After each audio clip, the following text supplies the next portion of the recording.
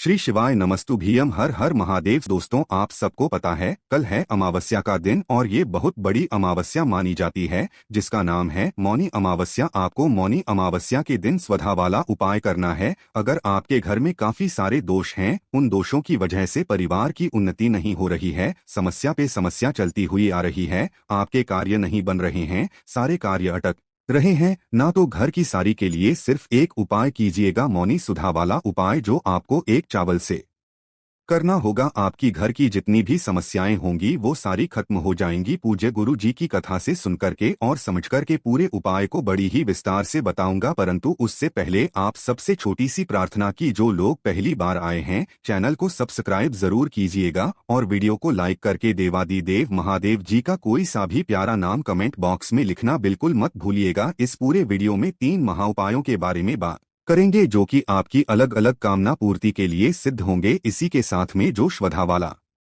उपाय था, एक किया जाता है एकादशी के दिन, ठीक है। अब आपको मैं बता देता हूं कि जो श्वधा है वो माता पार्वती की नानी का नाम है, जो कि पितृलोक में निवास करती हैं, और जो अमावस्या होती है वो हमारे पितरों को समर्पित होती है। तो एकादशी का जो 3 श्रद्धा वाला उपाय था वो अलग है। यहाँ पर 5 श्रद्धा वाला उपाय है जो कि अमावस्या के दिन किया जाता है, ठीक है। ध्यान से सुनते चले, समझने की कोशिश करना।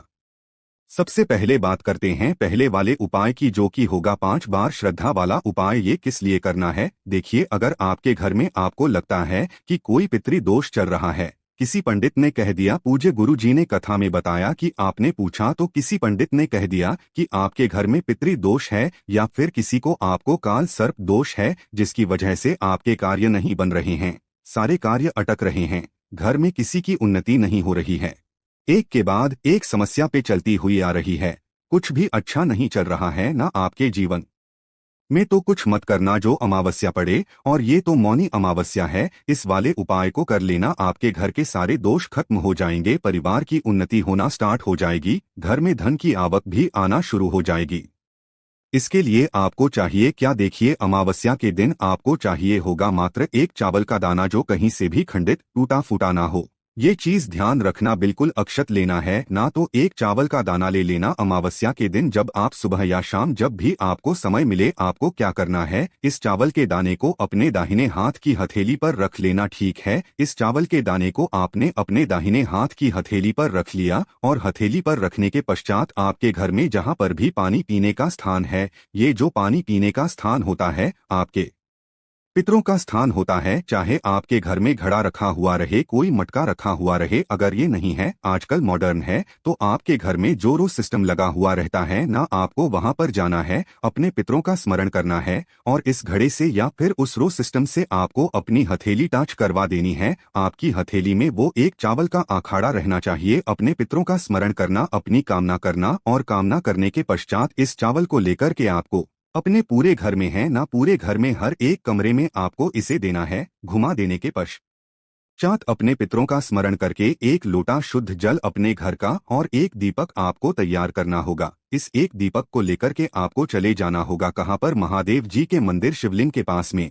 किस तरीके का दीपक तैयार करना है? यहाँ पर आपको गोलबत्ती का, गाय के घी का दीपक तैयार करना है। इतना कर दोगे, इतना कर देने के पश्चात जैसे ही आप महादेव जी के मंदिर शिवलिंग के पास में पहुंचोगे ना, तो पहले पड़ेगी चौखट है ना, तो शिवालय की चौखट पर आपको उस गोल बत्ती का जो दीपक लेकर के आए हो, पहले यहाँ पर उसे प्रज्वलित कर देना, जला देना। घर से जला करके नहीं लाना है, यहाँ से जाकर के लगा देना, और इसके नीचे कुछ भी आसन जरूर लगा देना। फूलों की पत्तियां, हरे मूंग के दाने, गेहूं के दाने, कुछ भी जमीन पे मत रखना, ठीक है। और उसके पश्चात आपको जाना होगा मंदिर में महादेव जी के शिवलिंग के पास में। जैसे ही आप यहाँ पर पहुँचोगे, उत्तर दिशा, नॉर्थ डायरेक्शन की तरफ मुंह करके खड़े हो जाना। सबसे पहले के लोटा शुभ जल देवाधिदेव महादेव जी की शिवलिंग पर समर्पित करना। नमः शिवाय, श्री शिवाय नमः। पंचाक्षी मंत्र या षडाक्षरी मंत्र या रुद्र मंत्र, जो मंत्र आपको आता है, उस मंत्र का स्मरण करते हुए, और उसके पश्चात जो आपने एक चावल का दाना लिया है ना, उस एक चावल के दाने को आपको शिवलिंग के ठीक ऊपर समर्पित करना है। अपनी हथेली में पहले उसे रखना, कुछ इस तरीके से अपनी हथेली में रखे रहने देना। 5 बार आपको स्वधा शब्द का स्मरण है।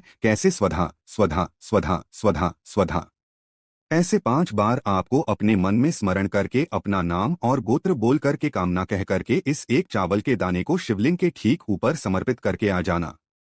समर्पित कर देने के पश्चात 2 मिनट वहां पर बैठना, महादेव जी से कामना करना। पूज्य गुरु जी ने कहा कि जो भी व्यक्ति इस 5 बार सुधा वाले उपाय को कर लेता है ना, वह पर पितृलोक में बैठे हुए जितने भी तुम्हारे घर के पितृ हैं वो सीधे तृप्त हो जाते हैं। इसका एक हिस्सा आपके पितरों को मिलता है। पितृ जब खुश होते हैं आपको भर भर के आशीर्वाद देते हैं और आपके घर के जितने भी दोष होते हैं ना, उन सबको खत्म कर देते हैं और आपको आशीर्वाद देकर के जाते हैं। पूज्य गुरु जी का बहुत अद्भुत और अचूक उपाय है, जरूर कीजिएगा। ये हो गया पहला वाला उपाय। अब बात करते हैं दूसरे वाले उपाय की। देखिए, ये तो हो गई सारी समस्याएं इससे खत्म हो जाएंगी।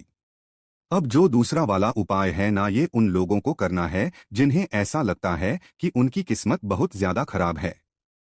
जिस कार्य में वो हाथ डालते हैं ना, सफलता हासिल ही नहीं होती है ना, या फिर शनि महाराज जी के कारण कभी कोई भारी रोग हो गया है जो खत्म होने का नाम नहीं ले रहा है। 7.5 चल रही है, अच्छा काम करते करते आपके जीवन में बुरा हो रहा है, कुछ भी अच्छा नहीं चल रहा है, आपको लगता है कि आप खुद पनौती हैं।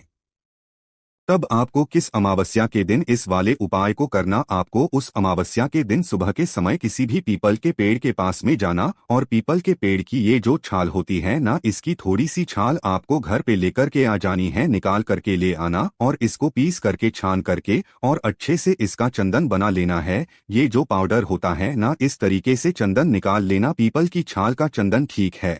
और आपको चले जाना होगा 1 लोटा शुद्ध जल लेकर के और एक गाय के घी का गोल बत्ती का दीपक लेकर के पहुंच जाना देव आदि देव महादेव जी के मंदिर शिवलिंग के पास में। यहाँ पर उत्तर दिशा नॉर्थ डायरेक्शन की तरफ मुंह करके खड़े हो जाना। 1 लोटा शुद्ध जल पहले बाबा की शिवलिंग पर समर्पित करना, नमः शिवाय श्री शिवाय का स्मरण करके। और जो आपने पीपल की छाल का चंदन तैयार किया है ना, इस चंदन को आपको शिवलिंग का ये जो ऊपर वाला हिस्सा होता है ना, ये वाला हिस्सा है ना, इस पूरे हिस्से पर आपको अच्छे से इससे अभिषेक करना है। पूरी शिवलिंग पर यहाँ पर इस तरीके से लगा देना है कि महादेव जी के नाम से लगाओगे, पिपलेश्वर महादेव के नाम से, पिपलेश्वर महादेव जी के नाम से लगा देना। 2 मिनट वहां पर बैठना, अपना नाम और गोत्र बोल करके महादेव जी से विनती करना कि बाबा, जिस कार्य में हाथ डाल रहा हूँ सफलता नहीं मिल रही है, अच्छे काम करना चाहता हूँ बुरा हो जाता है, यह रोग सता रहा है, कुछ भी अच्छा जीवन में नहीं चल रहा है, समय अच्छा नहीं है, बहुत बुरा समय है। बाबा आपसे निवेदन है कि मेरी इस समस्या को दूर कीजिए।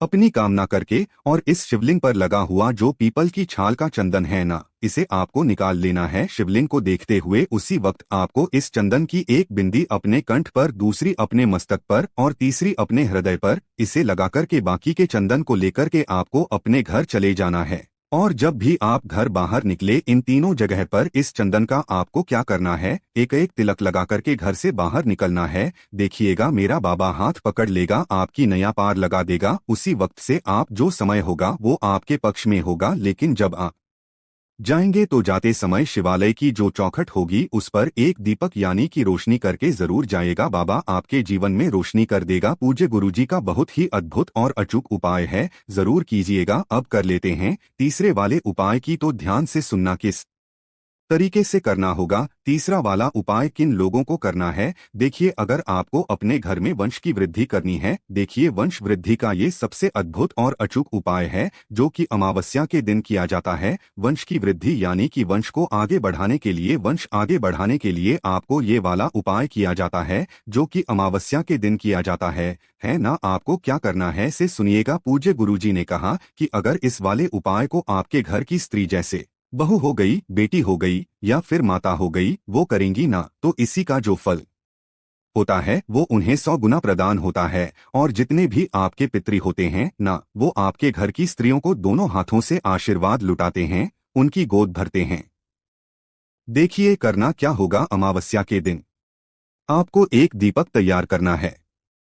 ये किसका होगा? गाय के घी का होगा। ध्यान रखना पितरों के लिए जब भी आप दीपक लगाएं तो या तो तेल का लगाना या फिर गाय के घी का भैंस का घी काम में मत लेना। इसका मैं उदाहरण दे देता हूं क्यों नहीं लेते हैं, क्योंकि जो भैंसा होता है ना वो यमराज की सवारी होती है, इसलिए उनका दूध का जो घी निकलता है ना उसे काम में नहीं लिया जाता। या तो तेल का लगा दो या फिर घी का लगा दो। लंबी बत्ती लगाना, इस तरीके से लंबी बाती का दीपक पितरों के लिए हमेशा लंबी बाती का दीपक लगता है। एक लोटा शुद्ध जल अपने घर का ले लेना, एकदम ताजा जल, और लक्ष्मी के तौर पर आपको एक सिक्का लेना है, चाहे वो 1 रुपए का, चाहे 2 रुपए का, चाहे 5 रुपए का, चाहे 10 रुपए का। इस तरीके से आप ले लेना। अब ये वाला जो सिक्का है ना, इस सिक्के को आपको क्या करना है, इसी कलश के अंदर डाल देना है। जो भी आपको मिले लक्ष्मी के तौर पर ठीक है। और अमावस्या के दिन सुबह के समय जब भी आपके परिवार की स्त्री, नारी, बहन, बेटी कोई भी नहा धो ले तो नहाने धोने के पश्चात जाना तुलसी के पास में, यहाँ पर उत्तर दिशा की तरफ मुंह करके खड़े हो जाना। और खड़े होकर के सबसे पहले आपको करना क्या है, ध्यान से सुनिएगा। जो आपने एक दीपक लिया है ना, उस दीपक को आपको तुलसी जी के नीचे थोड़ा सा दूर लगाना ताकि उसकी लो से पत्तियां जले ना। और उसका जो मुख रखोगे बत्ती का मुख, वो रखना दक्षिण दिशा की तरफ है ना। ये आपके पितरों को समर्पित होता है। पितृ का स्मरण करके यहाँ पर रखना। और जो एक लोटा शुद्ध जल आप लेकर के आए हो ना, जिसके अंदर आपने लक्ष्मी डाली, उसी को आपको इसकी जड़ों में समर्पित कर देना है। समर्पित कर देने के पश्चात आपको धन, संपदा, उन्नति, वंश को आगे बढ़ाने की कामना अपने पितरों से करनी है। भगवान ओम नमो भगवते वासुदेवा मंत्र का स्मरण करना है। हो सके तो इस तुलसी जी की 11 परिक्रमा और करके वापस अपने घर पर आ जाना। जो भी अमावस्या पड़े, एक दीपक पितरों का और इस तरीके से लक्ष्मी का सिक्का डाल करके एक लोटा शुद्ध जल तुलसी जी में चढ़ाना शुरू कर दीजिए। आपके जीवन में कभी भी वंश की जो वृद्धि है वो रुकेगी नहीं, बढ़ता चला जाएगा। इन उपाय करने में आप मुझे कमेंट करके पूछ सकते हैं। ये थे पूज्य गुरु जी द्वारा बताए गए कुछ बहुत ही खास उपाय। अगर आपको जानकारी अच्छी लगी हो तो वीडियो लाइक करिएगा। श्री शिवाय नमस्तु भीयम। हर हर महादेव।